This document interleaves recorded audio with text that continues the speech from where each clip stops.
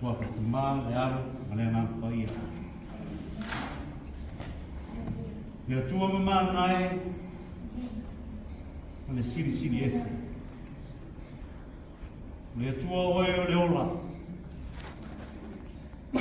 Le tua fo oe le maus.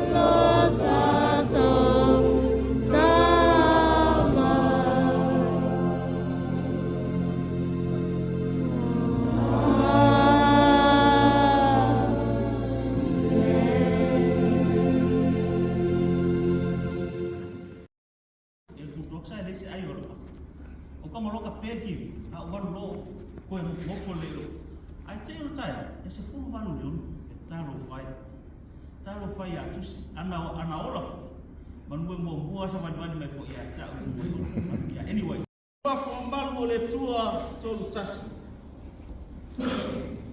le tua le tama le tua le alo le tua le ngapa ya fa vai na salau ma mo cha tolu le sa vai le lia filia Matayo se fulu mal tolu. O filfilia fai o pelima se fulu mal lua. Fai matato mutua ile sa.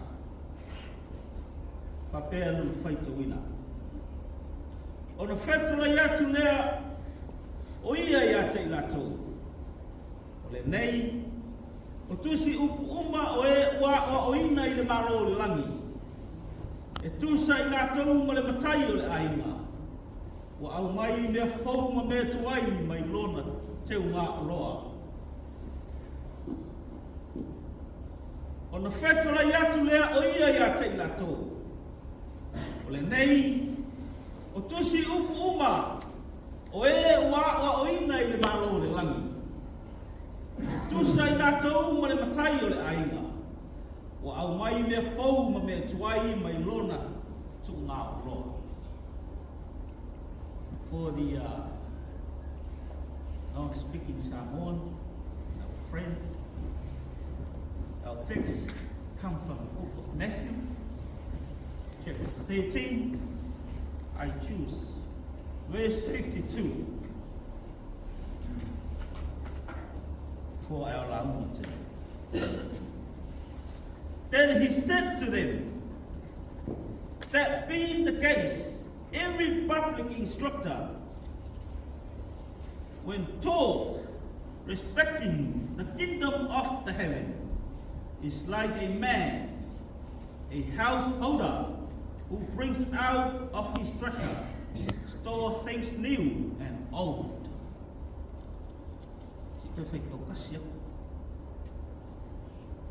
Then he said to them, that being the case, every public instructor, when told respecting the kingdom of the heaven, is like a man, a householder, who brings out of his treasure, store things new and old. Ya fama mole. Ya se sosonia tu la tuna la tatu. Sosonia tatu la una mona wana ile ma ma mo. Preach in the Samoan language. Sorry? Accept my apology. O le tātou matua le nā mō le nei sa. Lima whata oto lo ta oto I te tongo le tātou tusi whai tau. Sa o tātou whai tawina. Ilu ta upu le nei isi whai matonu. O le whata oto momua. O le fua o le sinapi. O le la au o le sinapi. O lona fua I titi. Ao ina tupu. O se la au e tupu maola. Tele maola matala. O le whata oto lona lua. O le mea whawhete. O le haste. E tu I tu tongu e le whiwhine I lana palunga whalawa. O le whai e leo le palunga. O le whete lea. O le whata oto lona tonu. O loo iai le tangata. O loo sa ili. O loo I le whanua. Ma le whata oto lona wha. O le tangata foi. O loo sa ili le penina tautele. Ma le lona lima. O le tangata ua lafo lona penga I le mai. O na toso a ele I lunga. Ua tumu I ese. O na lato whaia I leo le whiwhiringa. Ai ua au whiwhiria le whai upo e lima se fulmanua. O le awhionga le nā Yesu I lo nā so. Ua whatu saina Yesu. Tusi upu le lai. O tusi upu. O lo lato feeling ngai e malo o le fina ngalo le tua. O le tusi upu le nai na te au mai me tuai. Ma me fau. E tala no ai. E le ngata I le motu o tangata. Fa me fau I lona ainga. So se mea lava I ai. Nada wingo le whima Yesu. What does it mean? Si la fia Yesu. O le tō tele o le au tusi upu ma le au farsaio. La tau te le talia Yesu I o la tau loto. The Pharisees, they mostly reject Jesus in their heart. Ai, o nai nei tusi upu le lei te tonu. Ai le tō tele. Some of them, like Nicodemus, for example. Ua ia talia Yesu I lo loto o le tala le lei. Le uinga le tala. Ina ua, tau pule pule. Au whai tau sili ma lau aus tau langa ina I whasutia Yesu. Sala mona le leo niko temo stonu le lato. Maftaka. Pe leo iai te tonu o le tātou tū la whono. E le mawhai o na whaao o le oti po se whaasalama I se tasi. E au noa masansala. O na whai mai lea o I lātou o lo avea matai ulu. O e o lo lātou taita ia. Le vaenga o le au tusi upu mo le au farsaio. You sounds like Nazareth. O le tala nā. E whōlinga mai o oia le Nazareta I lau ngana. O lo e au ia Yesu. Na winga le nā o whionga Yesu. O lo wha tala atu. Ma tu watu I lona au so. Au tu whaia ngā wena. Aua ne I pitu tasi lau tō ai. Aua ne I ngata lau tō ai. I he mau longa. O he mau mea.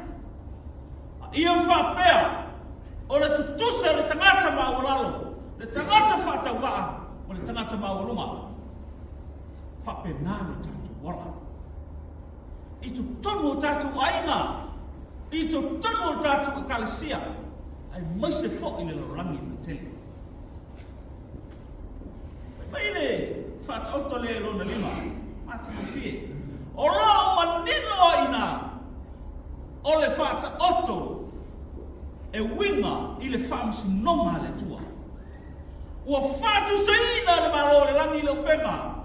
Ua lafo I le wai, o no lato toso mai lea. o tumu I ese. Ona o lato fili lea, ma tu ia lei lato wola I whaonga, ai la whai ia leanga. Whai mai ele tusi sao tātou whai tauina mai le whera inga tuai. Ua ole Solomona I le tua, pa ua leo le tuku e le talo. Na whaila no miti le po, ai fisili ai le tua, o le ale me tau o nau fisoani a tuai ia tuai. Whai mai Solomona, au mai le poto, mo le malama, au mai le whau tautau te wha masino I nai nunu. Ua to tele na wā. Nā tani le tū. Ua le ngata I le poto mo le malama, ai fo ina mo le tamau aina. Ua ele ole mai, ye hita I ate oi. Ua ele ole mai e whafuanoa wala, malau soifua. Ai mitai. Ua e ola mai le poto mo le malama, au wahan whaamisino ino.